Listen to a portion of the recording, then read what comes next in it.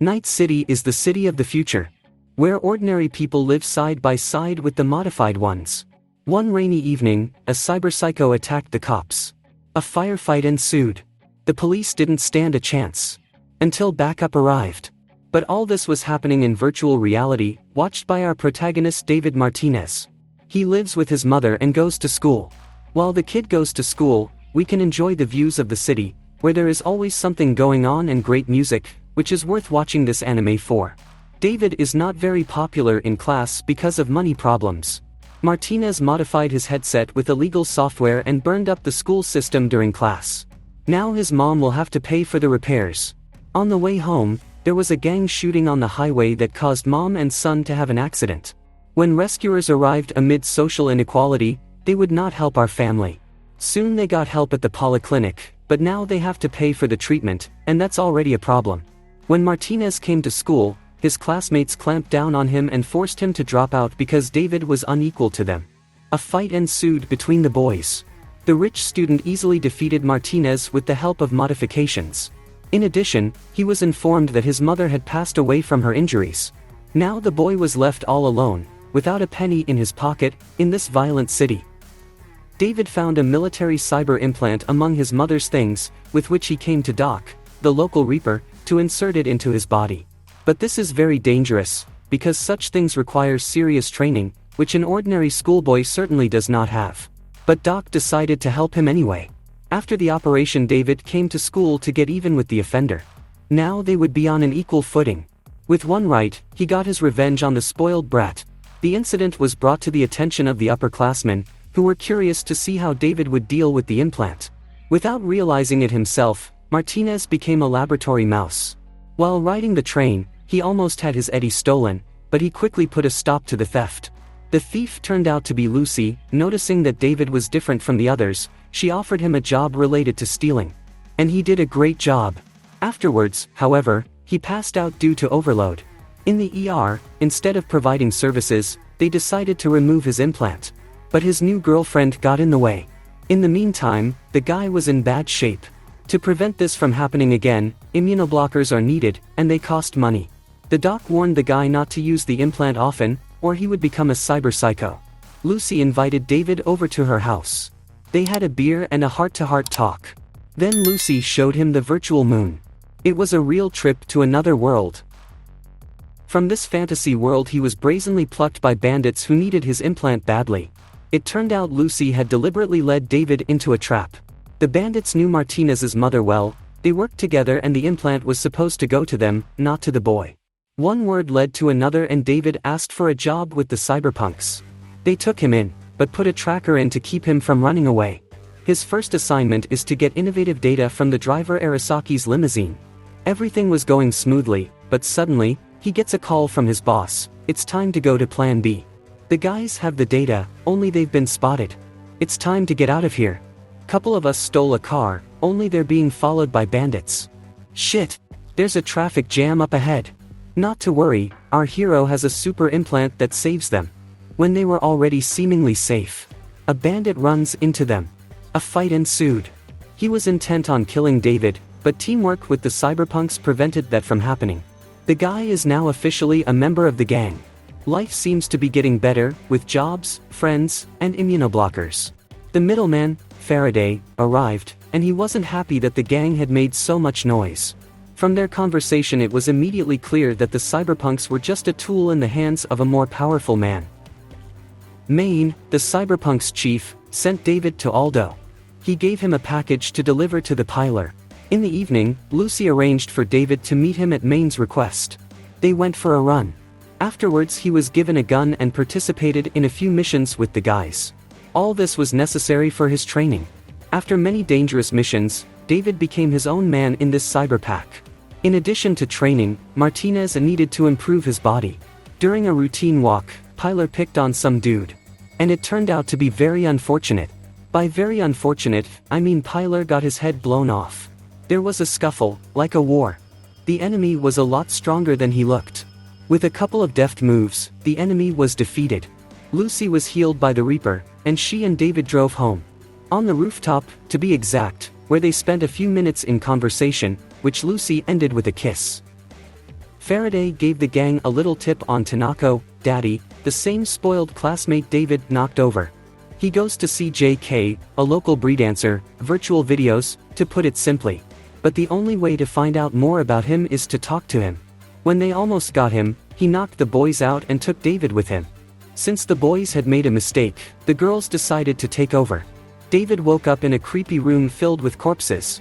The police showed up at the same building, thinking our hero was a cyber psycho.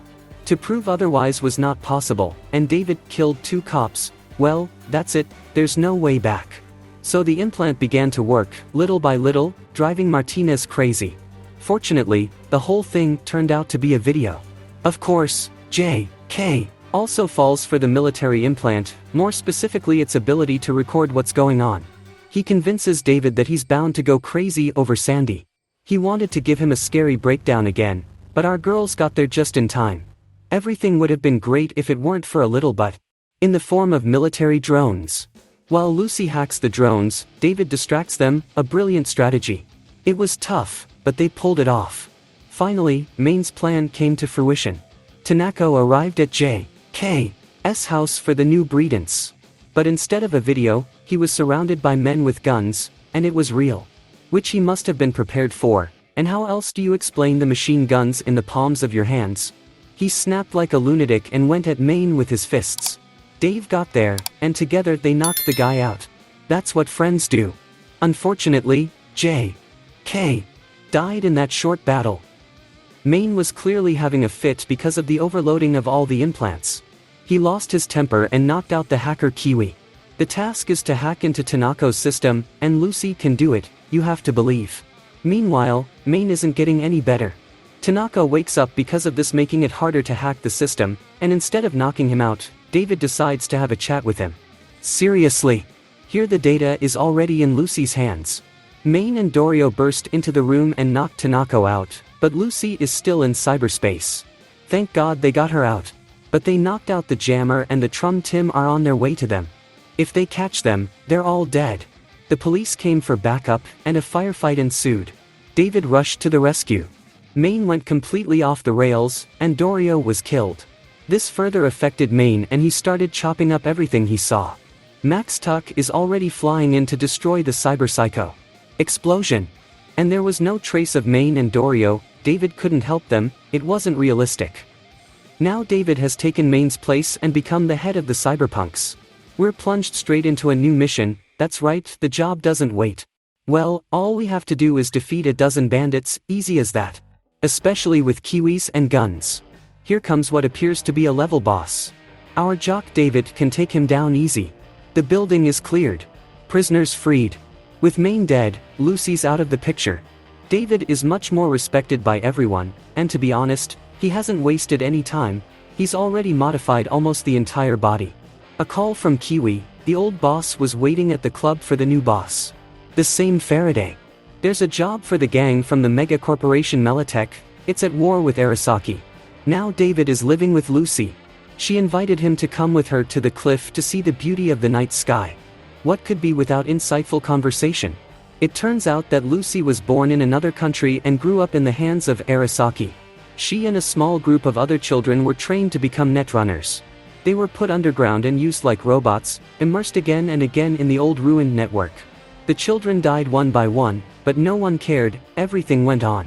But then the children rioted and escaped, killing the staff. After the escape, Lucy's long wanderings brought her to NightCity, where she met Maine. In one of Arasaka's labs, it was necessary to get a sample of UG-2. David killed the director and a subordinate for this purpose. Arasaki's counterintelligence team can't find anything on the Cyberpunk group. They staged an attack on Faraday. The goal was to take the fixer prisoner. Of course, they failed. The counterintelligence officer Arasaki and Faraday met in a cafe. He was bribed and began to extort information about the Militech's plans. Faraday was also offered to track down a netrunner who was interfering with the collection of information about the cyber skeleton. While Kiwi was chatting on the connection with Lucy, she had a visitor, Faraday. Moving on to David, his hands started tremors and glitches. Rebecca tried to pry information out of him, but it didn't quite work out.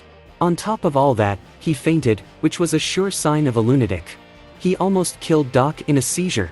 Martinez keeps trying to get Lucy back, but she has some unfinished business and she's not ready to go back.